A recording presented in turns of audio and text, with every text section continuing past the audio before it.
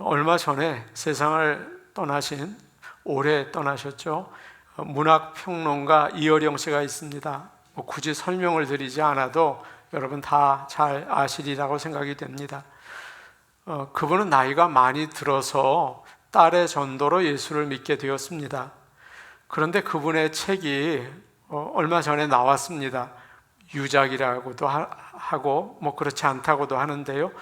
고전 그림들을 설명하는 책인데 먹다, 듣다, 걷다 라고 제목이 되어 있었습니다. 이어령 씨는 거기서 식사 전 기도라는 그림을 설명하면서 이렇게 이야기를 합니다.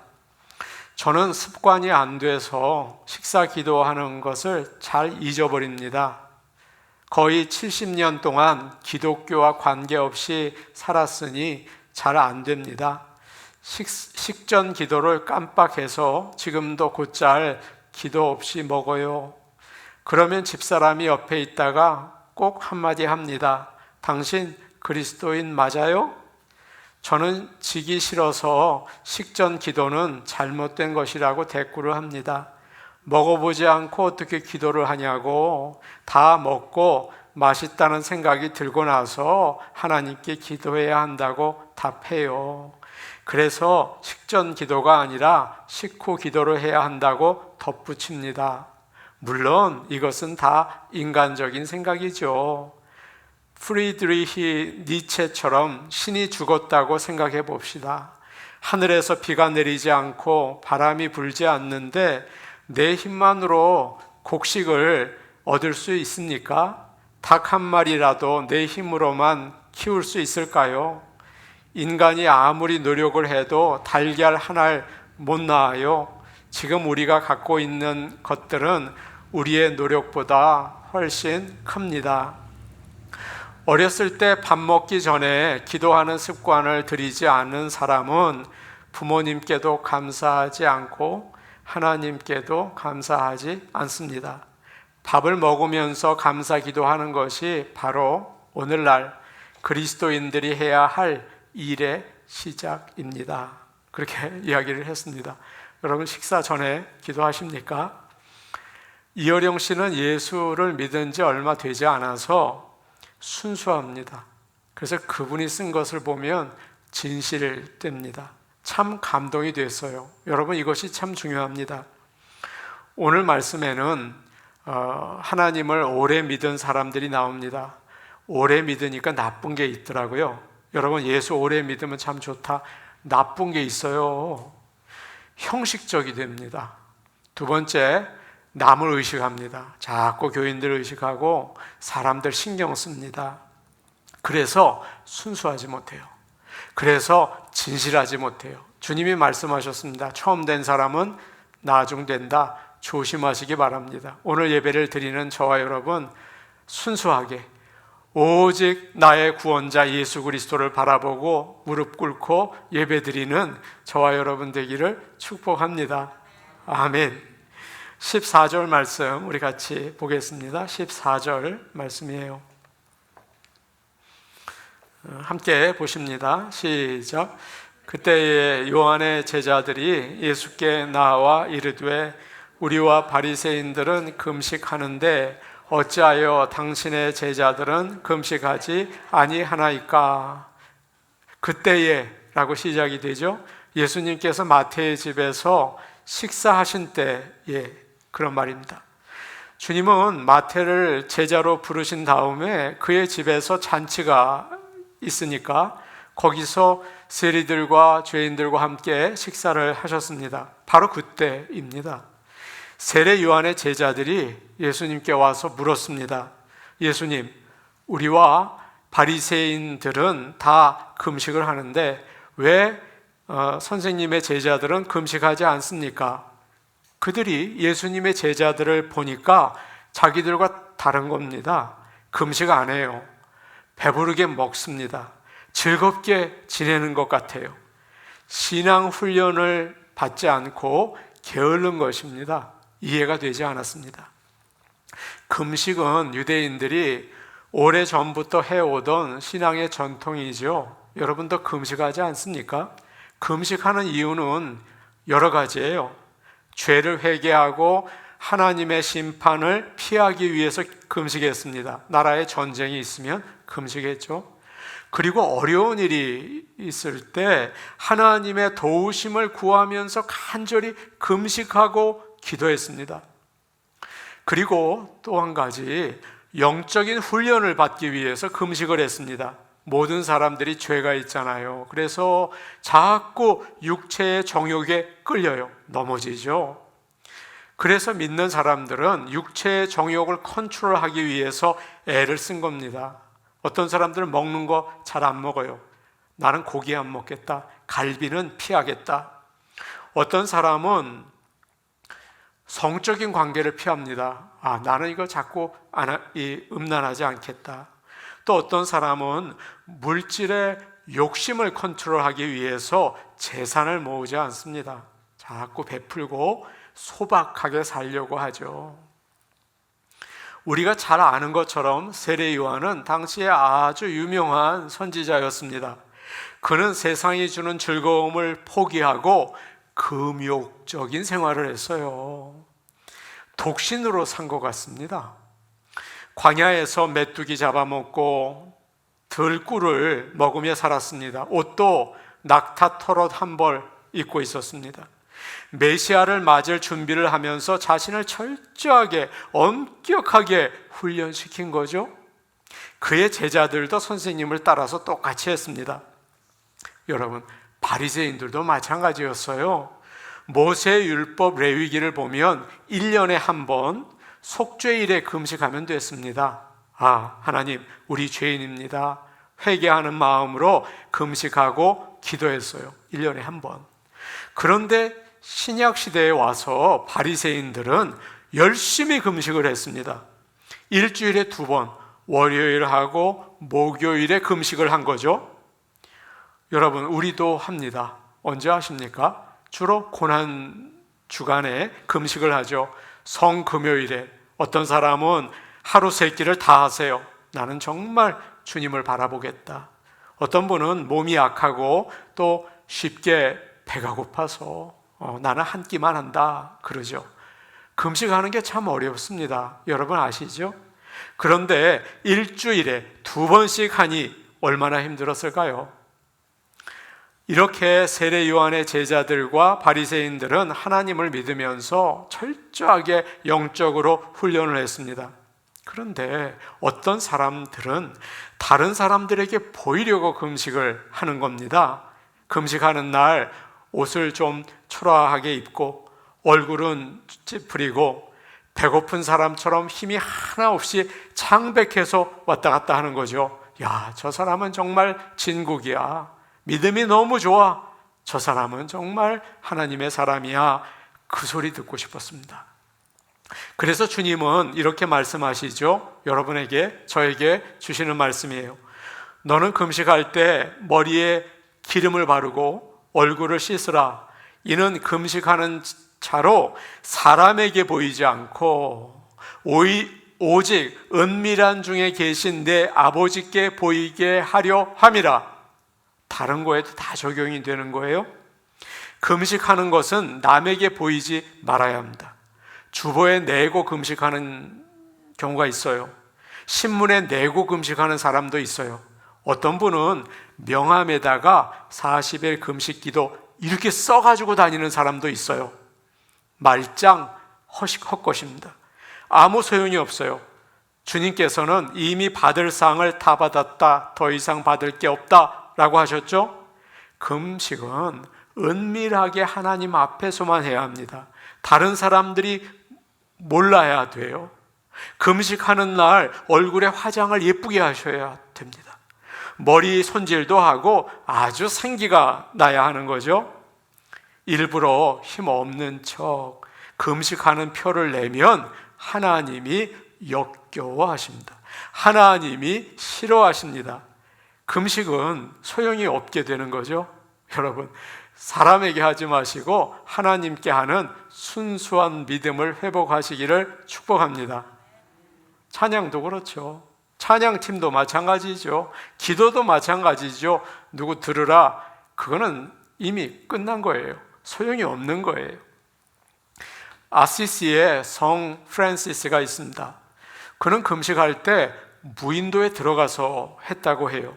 제자 한 사람에게 노를 저어달라고 부탁을 하고 배에서 내리면서 절대로 내가 금식한다는 말 하지 말아라. 40일 지난 다음에 그 다음날 나를 데리고 오너라. 그리고 일부러 빵 2개를 제자에게 보이면서 가지고 내렸다고 합니다.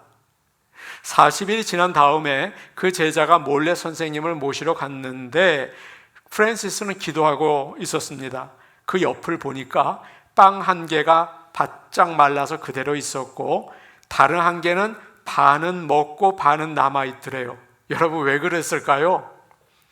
자기가 40일 금식했다는 소문이 나면 스스로 교만해질까 봐 그런 겁니다. 그래서 일부러 빵 1개를 먹은 거죠. 그런 금식을 주님은 기뻐하십니다. 사랑하는 여러분, 어떻게 보면 잘못된 경건 생활은 정말 무섭습니다. 잘 믿는 거 잘못 믿으면 정말 무섭습니다. 자기 자랑하게 만들고 교만하게 만들고 다른 사람 비난하게 만듭니다. 영적 교만처럼 하지 말아야 될 것은 없어요. 예수님도 금식을 하셨습니다. 성령에 이끌려서 광야에 가셔서 40일 밤낮으로 금식하셨죠. 죄를 회개하고 정말 하나님 의지하고 그 말씀대로 순종하기 위해서 금식하십시오. 그거는 할렐루야입니다. 정말 좋은 거예요.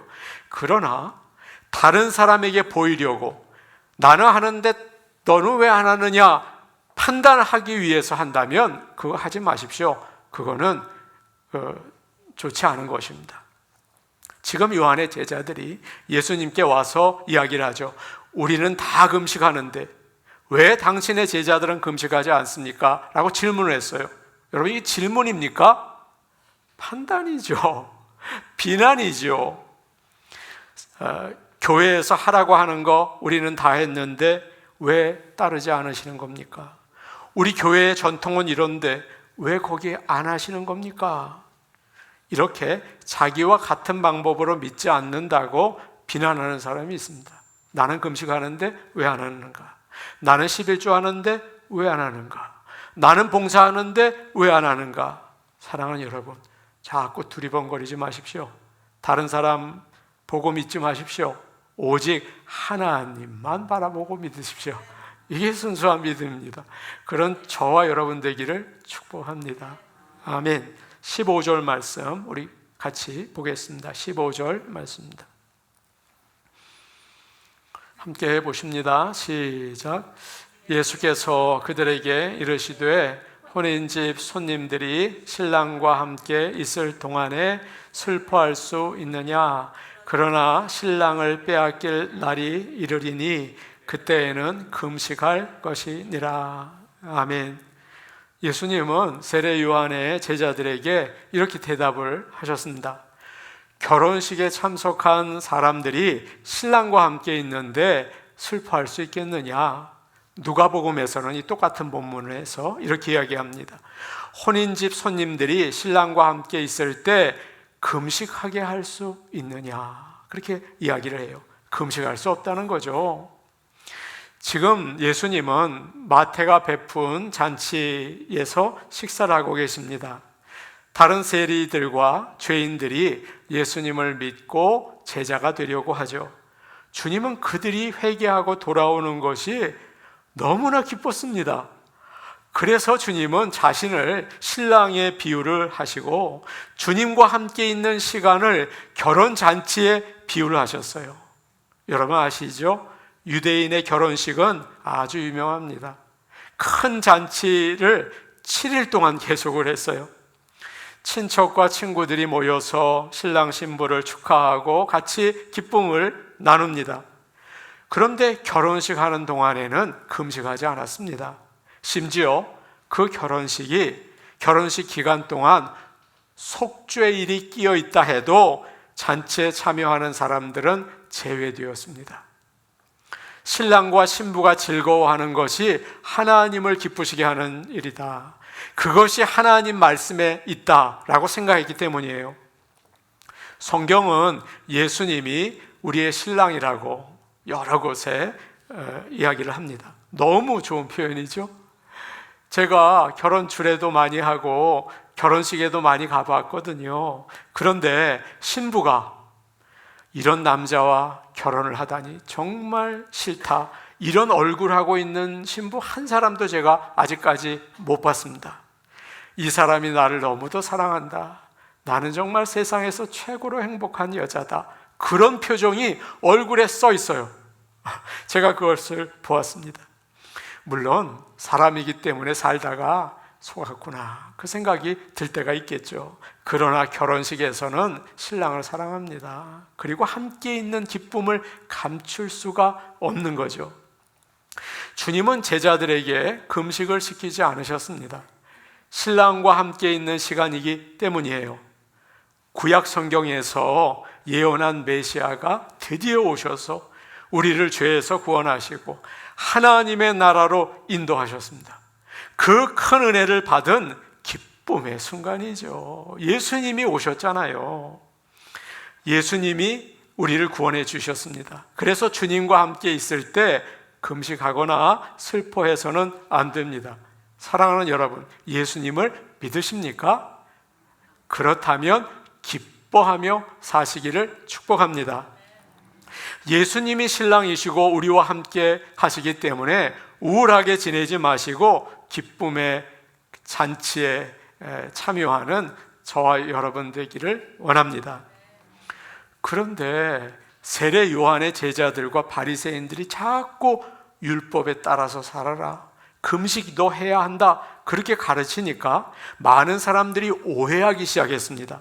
하나님 말씀을 따라 살려면 즐거워해서는 안 되는구나, 불편해야 되는구나, 하기 싫어도 참아야 되는구나. 그러다 보니 예수님이 십자가에서 주신 구원의 은혜를 기뻐하는 것을 잊어버린 거죠. 아, 내가 주일 지켜야 되겠구나, 내가 이거 해야겠구나. 그러다 보니까 기쁨을 잊어버렸어요. 그저 억지로 교회에 나와서 이렇게 하고 있어요. 기쁨을 잊어버린 겁니다. 오늘날도 마찬가지예요. 어떤 분은 예수 잘 믿으려면 너 죄를 돌아보고 울면서 회개해야 한다. 우는 사람 참 믿음 좋다. 하나님께 도와달라고 땅을 치면서 매달려야 한다. 그렇게 우는 사람 정말 믿음 좋다.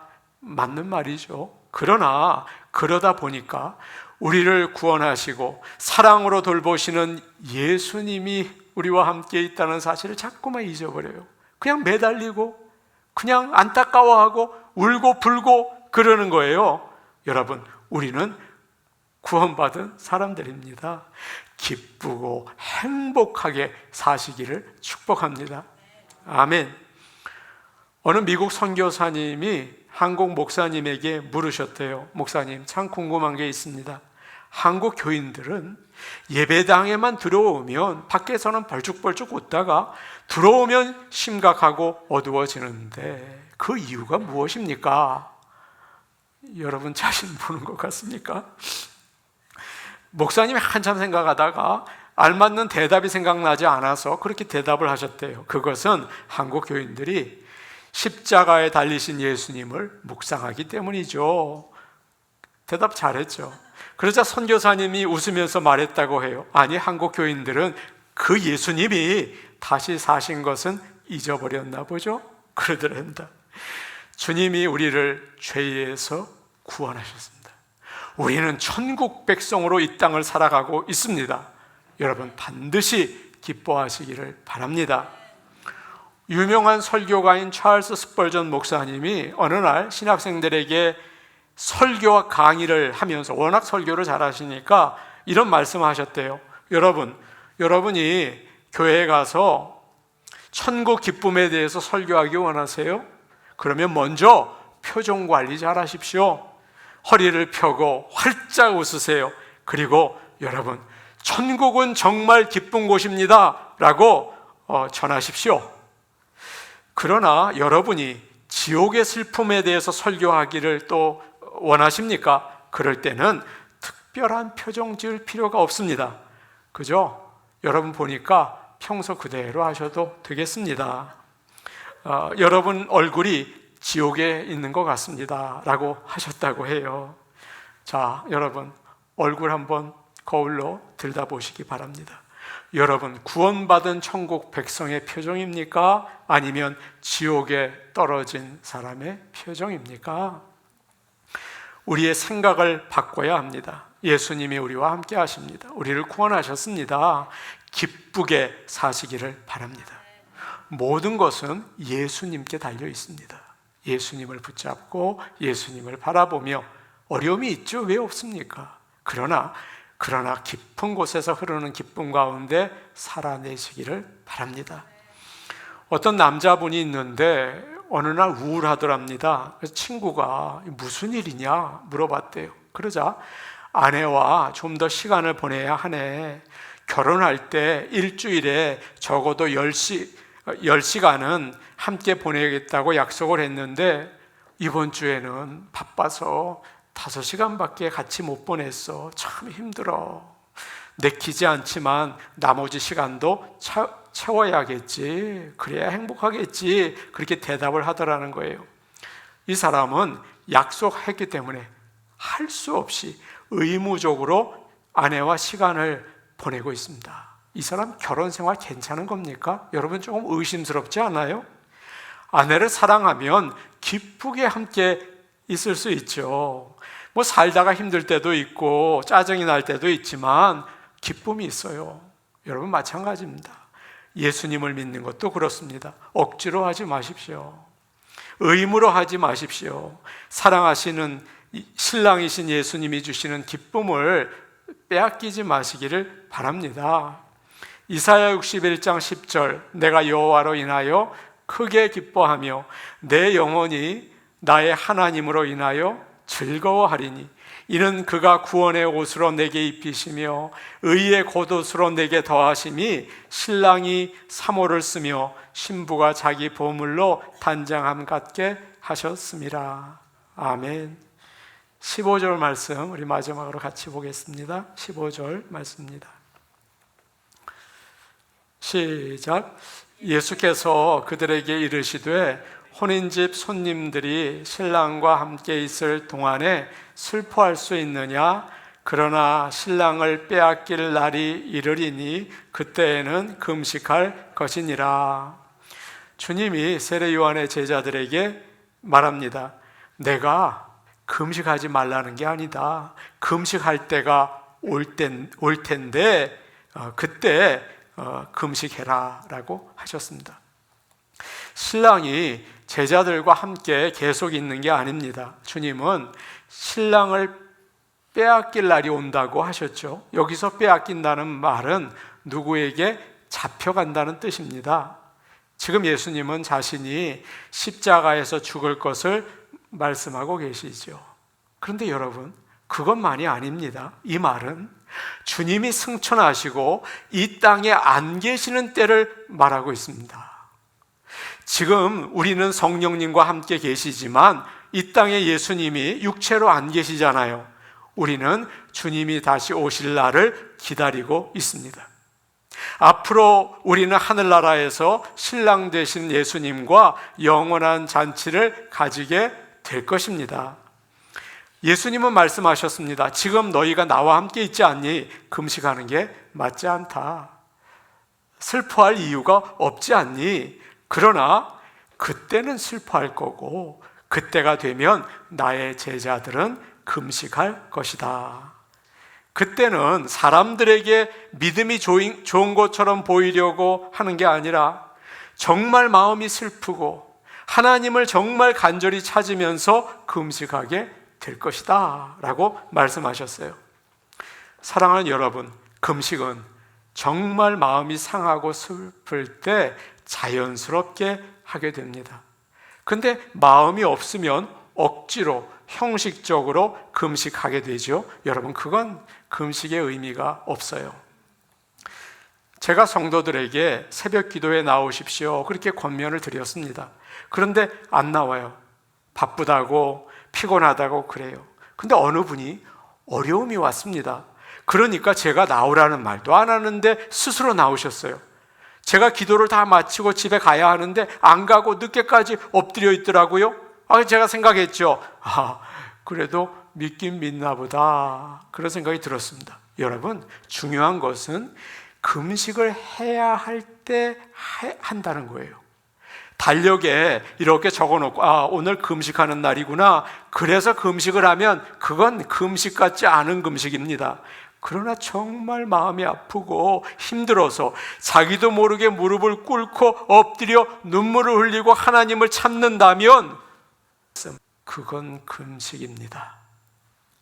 야고보서 5장 13절 말씀, 너희 중에 고난당하는 자가 있느냐? 그는 기도할 것이요, 즐거워하는 자가 있느냐? 그는 찬송할지니라.